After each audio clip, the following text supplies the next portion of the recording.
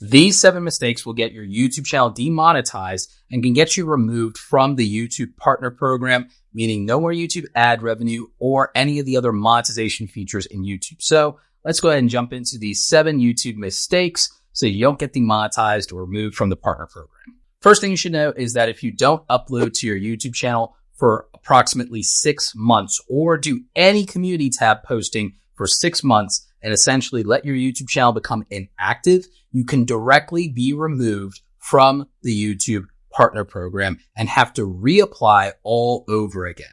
So this is something that a lot of you don't realize when it comes to your YouTube channel, that you have to upload consistently, not just for the sake of growth, but to literally stay in the YouTube Partner Program. Now, if you, for some reason, can't upload a video, you still could at least make a post to the YouTube Community tab. Content that promotes illicit activities such as drugs or violence could get you completely demonetized from YouTube, not just for the individual videos, but have your entire YouTube account demonetized and could see you removed from the YouTube Partner Program.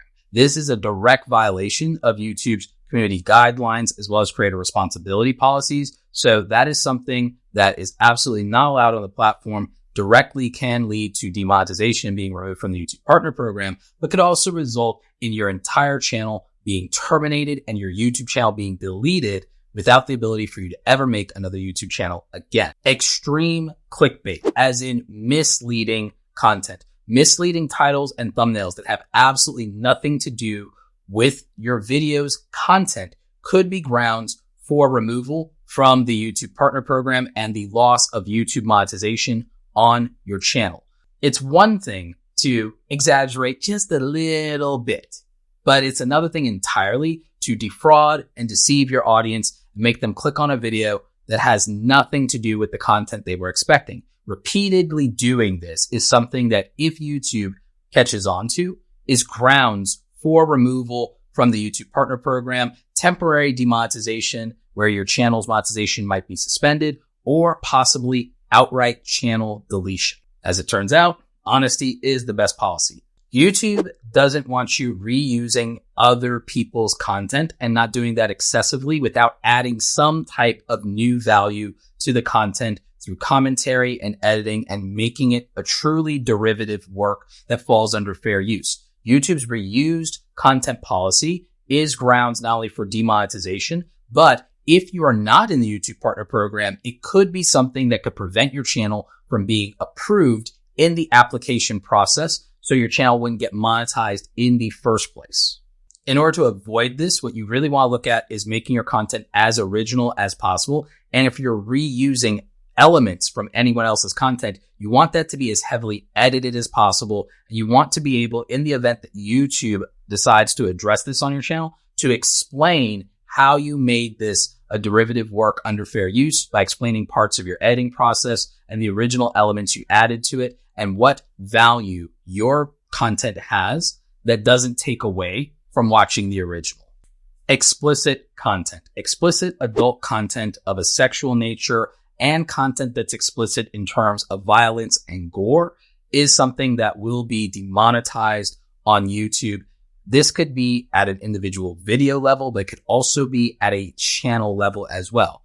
Taken too far, it could even result in channel deletion altogether and a permanent ban from YouTube. A lot of overlap exists between things that get your channel demonetized, things that get your videos demonetized, or even the entire channel deleted, or could result in things like community guideline strikes. These things overlap quite a bit. Probably could do a dedicated video about everything that could hurt your YouTube channel. Let me know if that's something you'd be interested in. Now, beyond explicit content, there's also controversial content. Controversial content can be demonetized on YouTube, both at a video level and a channel level. Now, I don't necessarily agree with some of these policies, this one in particular, but they do exist. Now, with regard to sensitive subjects, largely in the realm of politics, natural disasters, and global events, without educational context being added to these per YouTube's guidelines on this, then that could result in an individual video being demonetized on YouTube. If done repeatedly, it could lead to a channel being demonetized on YouTube.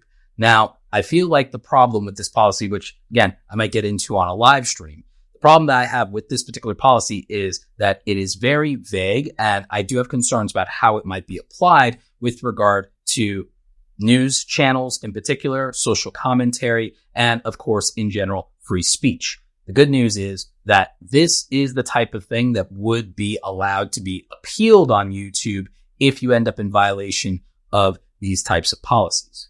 I'll make sure, by the way, to link in the description to the exact link you need to be able to appeal the status of your videos. On the opposite end of the spectrum, due to COPPA, the Child's Online Privacy and Protection Act, wholesome content that's targeted at children might have limited versions of monetization due to government regulations on this. I actually did an interview breaking down COPPA a few years back with my friend, YouTube lawyer, Ian Corzine. We actually talked about this at length. The reality is that there are limitations to what content can be monetized on YouTube, and in the extremes of adult content and the extremes of children's content, in either of those cases, those have limited or no monetization options in terms of YouTube videos. This is something that makes a lot of content creators very, very unhappy. There's also a lot of nuance and gray areas to this, and content being incorrectly labeled. I acknowledge that that problem does exist, but you should be aware of this when you're deciding on what type of content you are going to make in the first place. Also, your YouTube channel can be demonetized if you are in violation of multiple of YouTube's community guidelines. Even if you don't have community guideline strikes specifically, community guidelines violations around your content still can lead to temporary or permanent demonetization of your YouTube channel. Specifically, anything around cyberbullying or harassment has a tendency to lead to demonetization, whether that is temporary or permanent. So you should be aware of that. Understand that the best way to avoid being demonetized on YouTube is to be aware of what policies exist and how to be in compliance with them. I'm going to make sure that all the information you need is linked in the description down below, as well as the process for appealing demonetization of videos or your channel on YouTube.